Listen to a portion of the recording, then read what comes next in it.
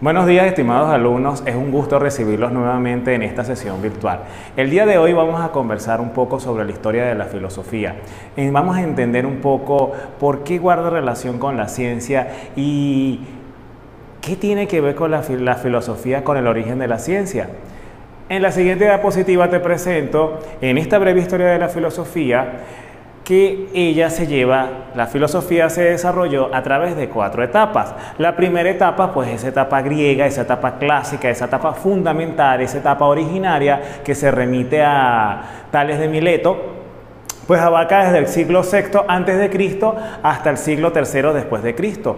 Bastante tiempo dedicado pues a la contemplación, a la concepción de ideas, a la búsqueda de entendimiento de por qué el hombre pues vive circunstancias especiales, porque está rodeado por circunstancias especiales y pues se dedica a esa satisfacción, a ese deseo de querer conocer y adquirir conocimiento.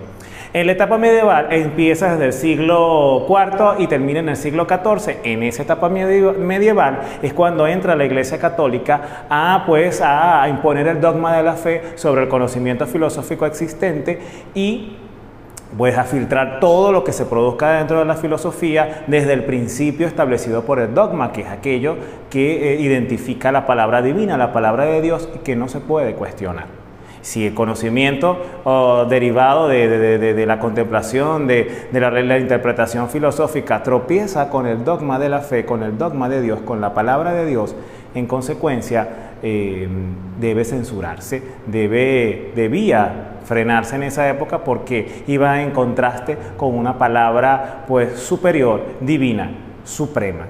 En la etapa moderna se inicia en el Renacimiento y llega hasta el siglo XIX, esa etapa de resurgimiento, de cambio, de transformación, de búsqueda pues de saberes concretos, de conocimiento que va en favor pues del desarrollo de la humanidad y bueno, hasta cierto punto también de las sociedades que integran pues la gran sociedad humana. La etapa contemporánea empieza en el siglo XIX y bueno, continúa hasta nuestros días. En la siguiente diapositiva te presento la filosofía moderna porque debemos hacer énfasis allí en el tiempo de Kant. ¿Por qué nos referimos a Immanuel Kant por allá en el Renacimiento? Porque surge o se deriva de una fase filosófica, de un momento de reflexión filosófica, los primeros cimientos de la ciencia como la conocemos en la actualidad. Ya venía desde la etapa griega, pues cultivándose, construyéndose este pensamiento filosófico que da paso a la ciencia como la conocemos en la actualidad.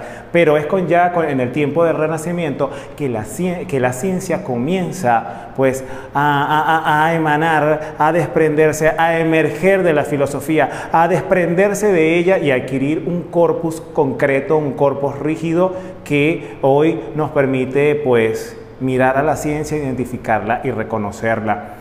El núcleo central del tiempo del Renacimiento, que fue un movimiento cultural desarrollado en Italia, que surgió desde Italia y pronto se expandió por lo que hoy conocemos como el continente, una parte del continente europeo. El núcleo de la época del Renacimiento fue el redescubrimiento de las cosas, por supuesto. La etapa medieval había ensombrecido un poco, por no decir en su totalidad, la búsqueda, el deseo de conocer, el deseo no solamente de adquirir conocimiento, pero también la forma de producir conocimiento, porque siempre se debía pasar por el tamiz del dogma de la fe católica, que era la religión dominante en gran parte del mundo conocido. El núcleo central de ese redescubrimiento estaba el redescubrimiento del mundo, el redescubrimiento del hombre, de los valores del hombre, de sus valores naturales e inmanentes.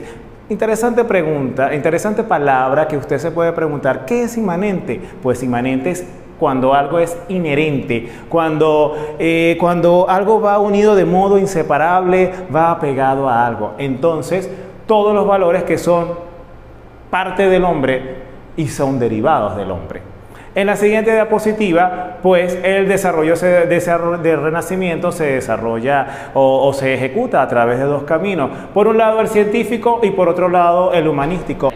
En el lado del primer camino, en el lado humanístico, pues hay un redescubrimiento del arte, de las expresiones artísticas. Hay una libertad de los creadores, de los artistas, por producir nuevas formas de comunicar un mensaje, de transmitir un sentir sin ese temor, sin esa ancla que arrastra su deseo por compartir lo que siente, que arrastra esa tendencia estilística a complacerse y a complacer a través del arte, pues los caprichos subjetivos de los seres humanos. Pues en esta época, en ese primer camino en el lado humanístico, está ese desprendimiento, ocurre ese desprendimiento de la etapa oscura que caracterizó a la Edad Media.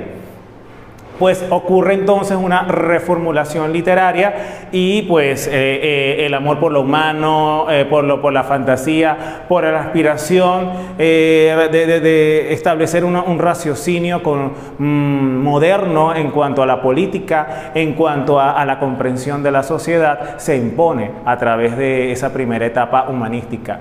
En la siguiente diapositiva te expongo sobre el camino científico, esa segunda línea que se desprende del Renacimiento, y en ese momento, en ese lado científico, en aquellos tiempos donde pues Immanuel Kant ya pensaba pues sin miedo en filosofía y daba los primeros pasos hacia la ciencia, pues surge un aspecto relevante dentro de la ciencia y dentro del método científico, que es el método experimental.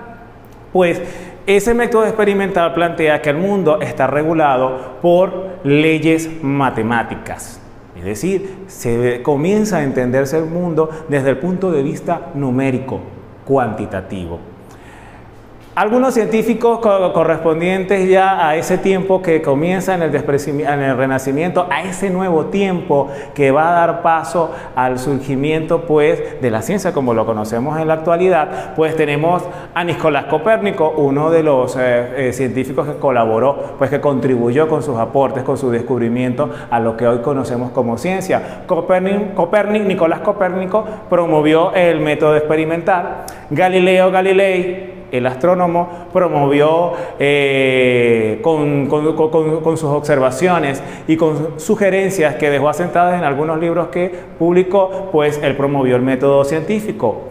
Francis Bacon escribió el libro Ciencia Nueva, importantísimo dentro de la ciencia como lo conocemos en la actualidad, porque también contribuye a ir pues dejando un bagaje teórico que permite a la ciencia acomodarse dentro de una base teórica que la justifica y hasta cierto punto deja asentado unos aspectos procedimentales que le permiten ser y le permiten ocurrir. Francis Bacon, pues en ese libro él también plantea cómo se ocurre la parte operativa de la teoría frente a la práctica dentro de la ciencia. Bien, estimados alumnos, hasta aquí voy a dejar este tema, lo vamos a continuar desarrollando en la clase presencial que tendremos en la siguiente semana. Te mando un abrazo virtual y te invito a verificar en el aula virtual la segunda tarea, que en este caso tiene un peso calificativo de 25% y va a ser una actividad sencilla pero interesante que va a ayudarte a través de una investigación concreta y breve a ampliar estos conocimientos relacionados con la filosofía y la ciencia. Gracias por tu atención. Nos vemos en la siguiente clase virtual.